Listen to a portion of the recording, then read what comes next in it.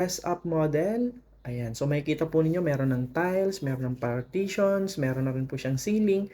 Pwedeng-pwede niyo pong gayahin ito once na turn over na po yung unit sa inyo. So, napakaganda niya lalo na sa actual. Para kang nakatira sa isang condo unit. Ayan, so pwede kang pumili ng tiles na gusto ninyo, interior design na gusto ninyo.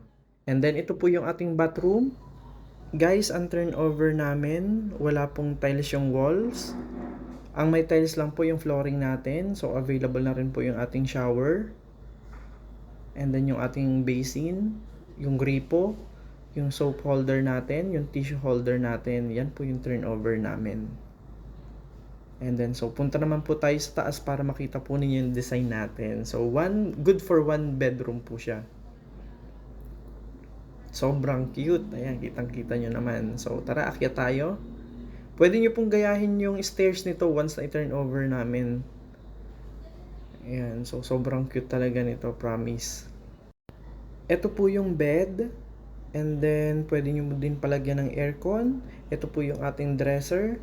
Guys, bigyan ko lang kayo ng information. Yung walls natin, yung pader niya, made of cast and place. Sobrang solid po nun. Yun po yung tinatawag na buhos. So, napakatibay, maganda, mura. So, available po ito through bank, through Pag-ibig, through in-house. Kami na rin po ang nagpa-process nito para instead of going to bank or Pag-ibig, hindi na po kayo pupunta. Kami na po ang magpa-process. Basta sendan nyo lang po kami ng inyong complete doc. So, thank you. Comment down below kung nagustuhan nyo po yung ating video. Kung may questions po kayo, so PM nyo lang po ako. Thank you for watching. Please like and subscribe.